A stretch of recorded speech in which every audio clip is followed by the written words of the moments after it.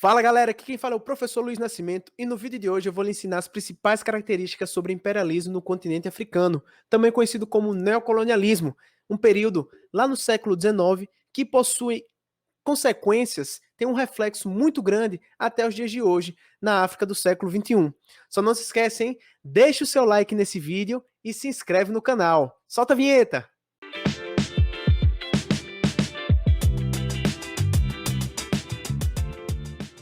Para entendermos o imperialismo no continente africano lá no século XIX, a gente antes precisa entender o contexto da própria Europa lá no século XIX. Vejam bem, vocês lembram muito bem que lá no século XVIII a Inglaterra passou pela chamada Primeira Revolução Industrial.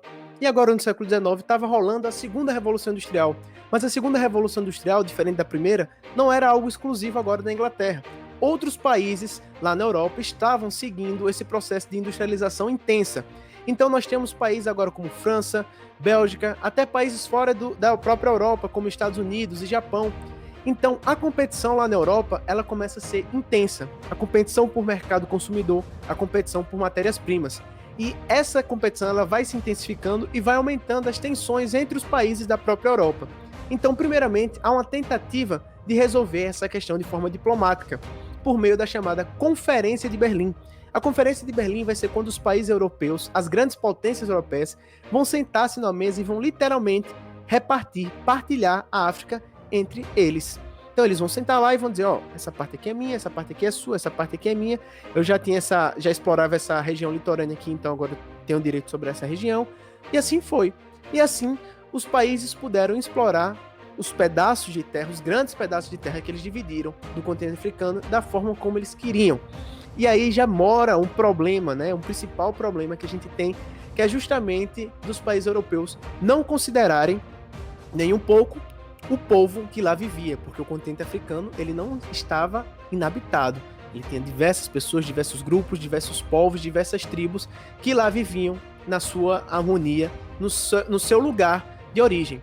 E aí acontece que os países europeus se sentem no direito de dividir e de explorar da forma como querem.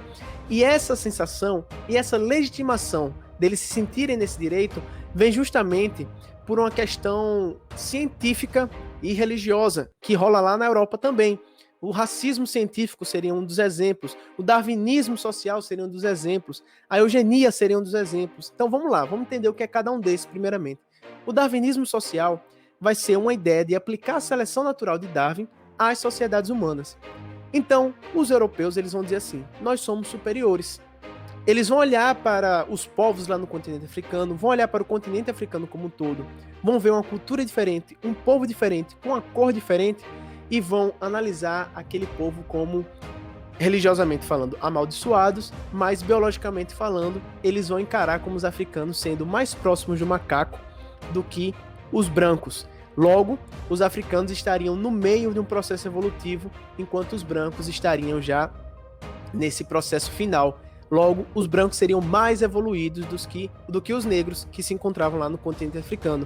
Então isso passou a legitimar essa exploração, porque os europeus viam o seguinte: o continente africano tem muitas riquezas, mas esses selvagens, esse povo que não conhece civilização, não tem o direito e não merece explorar essas riquezas.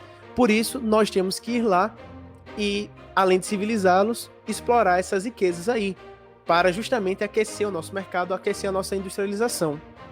Vale ressaltar que o conceito de cultura, o conceito de civilização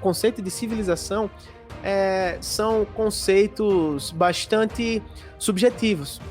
Para as sociedades africanas, eles eram civilizados. Agora, os europeus, tendo sua cultura como a cultura padrão e enxergando o africano, eles vão ver que eles não são civilizados e vão chamá-los de selvagens. Inclusive, vai surgir uma teoria aí, que era a teoria o fardo do homem branco, que era justamente o fardo seria um peso e que o homem branco teria esse fardo de levar a civilização e de tirar os povos africanos e também de regiões da América, tirar esses povos da onde? Da selvageria.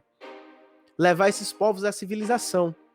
Então, era como se, nós brancos não queremos fazer isso, mas é o nosso fardo. Nós somos civilizados e como civilizados nós temos o fardo, nós temos esse peso e a obrigação de levar esse povo, de tirar esse povo dessa situação que eles estão. Mas isso foi só uma desculpa justamente para legitimar e para encontrar-se no direito de explorar o continente. Assim como, por exemplo, lá no século XVI, os portugueses fazem ao chegar no Brasil, ao invadirem o Brasil e procurarem civilizar e catequizar os indígenas. Então vocês podem perceber que não é algo novo, sendo que ele atinge novas formas lá no século XIX. Então, por meio disso, os países europeus começam a explorar e tirar muitas das riquezas. E, gente, esse processo de exploração ele vai durar bastante, ele vai durar em alguns países, inclusive, até meados do século XX. Para vocês terem noção, é justamente essa exploração, esse período de imperialismo, que vai formar as bases da Primeira Guerra Mundial. Porque mesmo com a Conferência de Berlim, mesmo com a tentativa de resolução diplomática desse problema, não vai haver um consenso e os países vão começar cada vez mais a entrar em conflito, a tensão vai aumentar lá na Europa e vai eclodir a Primeira Guerra Mundial, que é assunto para outro vídeo.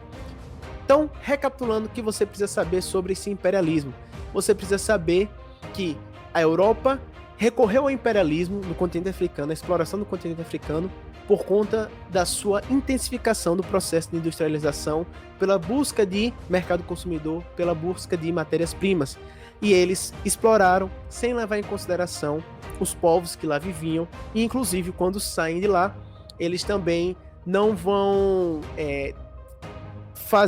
promover políticas de reparação, no mínimo histórica, pelo que foi feito. E é por isso que hoje, no século XXI, nós temos, dentre os países que mais sofrem miséria no mundo, alguns países lá do continente africano. Nós temos uma visão muito negativa do próprio continente africano, que é sempre divulgado nas mídias, em filmes e, enfim, na indústria cinematográfica. E também devemos considerar que, se a gente considerar a perspectiva de que a exploração do continente africano, pelo menos a humana, inicia-se lá no século XV e XVI com o tráfico negreiro, e no século XIX a gente ainda tem a exploração que só vai terminar em meados do século XX, são em torno de 500 anos ou mais de exploração de um continente, seja uma exploração humana, seja uma exploração por conta das riquezas. Então, são poucos anos, se a gente considerar do meados do século XX até hoje, 2021, são poucos anos para uma reparação, para os países conseguirem atingir todo o seu potencial. E ainda assim, hoje, há exploração de riquezas. Alguns países sofrem com a exploração de diamantes ilegais, alguns países sofrem com guerras civis, com tensões tribais, com questões que estão envolvidas ainda nessa questão do século XIX, porque os países europeus, quando promovem imperialismo, eles não respeitam os limites territoriais, porque os limites que existiam antes da chegada lá do europeu eram limites naturais, entre tribos, entre povos, e os europeus eles não vão ligar nem um pouco para isso, obviamente, e vão acabar, por exemplo, juntando dentro do mesmo espaço tribos rivais, o que vai gerar conflitos e mais conflitos que existem até os dias atuais. Agora você já sabe as principais características desse período. Não se esquece, deixa o seu like aqui no vídeo e se inscreve no canal, é muito importante. E até o próximo vídeo.